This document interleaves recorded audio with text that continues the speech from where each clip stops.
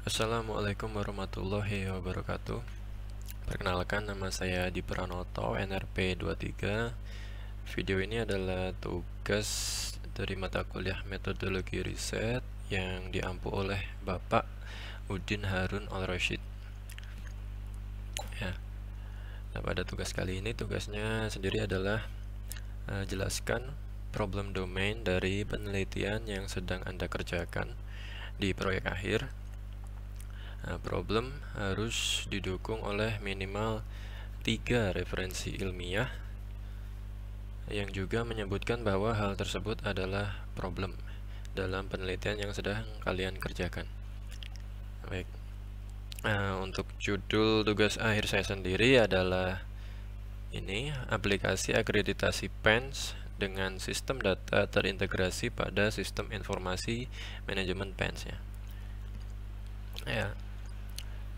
Permasalahan atau problem domainnya, kenapa penelitian ini dibuat adalah saat ini di PENS sendiri tuh belum memiliki aplikasi akreditasi yang dapat memenuhi kebutuhan integrasi data akreditasi program studi ya. Jadi memang di PENS sudah memiliki sistem informasi manajemen ya, enterprise ya, yang terintegrasi ya, maksudnya dari akademik kepegawaian itu sudah memiliki semua. Hanya saja belum ada yang spesifik untuk kebutuhan data akreditasi program studi ya. Jadi datanya itu masih terpisah-pisah di akademik, di kepegawaian dan lain-lain. Nah, seperti itu. Nah, hal tersebut membuat proses pengumpulan data kebutuhan akreditasi masih dilakukan dengan meminta data tersebut ke masing-masing unit terkait ya.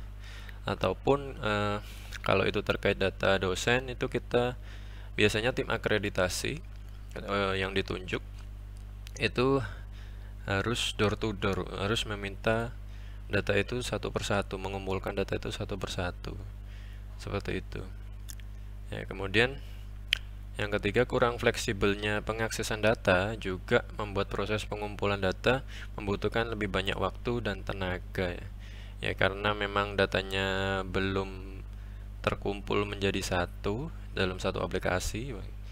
Jadi data itu tidak bisa, kurang fleksibel, tidak bisa diakses kapan saja. Kemudian referensinya, sebenarnya belum banyak aplikasi yang sejenis dengan penelitian ini ya. Untuk di luar sana beberapa, sebenarnya ada beberapa yang menyerupai, tapi itu lebih ke simulasi perhitungan nilai akreditasinya ya. Jadi yang dibutuhkan di PEN saat ini itu lebih ke menghimpun data-data untuk kebutuhan akreditasinya ya. Jadi kalau untuk urusan perhitungan nilai itu biasanya diserahkan ke pihak lembaga akreditasinya ya. Yang sekarang Ban PT itu masih ya. Jadi lebih ke mengumpulkan data-data itu jadi di satu aplikasi sehingga mudah untuk diakses waktu-waktu. Juga kalau untuk update data juga di situ nantinya. Kalau ada data-data yang masih di luar, itu bisa ditambahkan di situ. Jadi terkumpul data itu terus diupdate di situ, di satu aplikasi itu nantinya.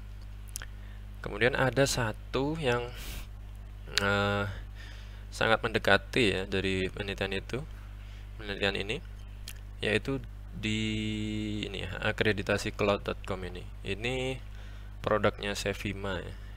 Ya, Sevima sendiri itu juga perusahaan yang rekanan Ban PT ya, juga sampai saat ini juga masih rekanan Ban PT.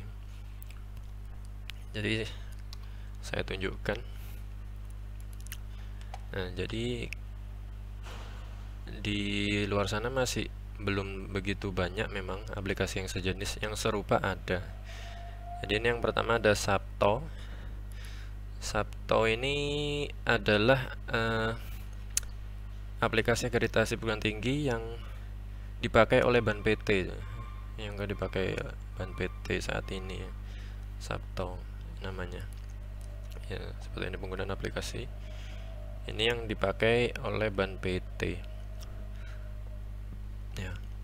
Kemudian ada lagi aplikasi yang serupa tapi itu malah ini menghitung penilaian akhirnya, simulasi penilaian instrumen. Nah, ini salah satunya, ini contoh aplikasi web simulasi penilaian instrumen akreditasi perguruan tinggi program studi sarjana ya. Ya, ini yang ada di program studi teknik informatik S1 Fakultas Ilmu Komputer Universitas Dianuswantoro ya.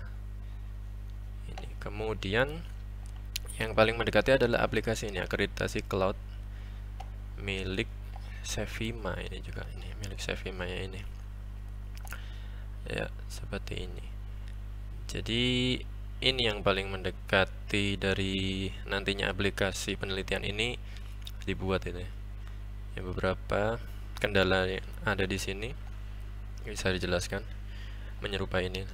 Tidak terjadwal atau terburu-buru untuk menyiapkan administrasi akreditasi karena tidak mempersiapkan jauh-jauh hari, karena data itu tidak dibuatkan tempat atau dijadikan satu wadah gitu. Jadi pengumpulan datanya juga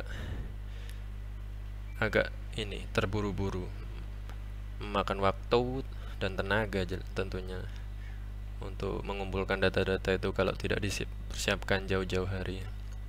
Kemudian ini tidak memiliki sistem manajemen dokumen dan histori perubahan dokumen mutu milik perguruan tinggi ya. Nantinya juga di aplikasi yang saya buat itu data-data itu terus diupdate seperti itu. Jadi data dosen kalau dia mendapat sertifikat baru ataupun sekolah lagi, ijazah apapun itu nanti bisa diupdate di aplikasi itu juga. Jadi data itu terus diupdate di situ untuk kebutuhan selanjutnya. Ini validasi data pengisian kurang akurat. Iya, karena tidak ada yang memvalidasi selama ini.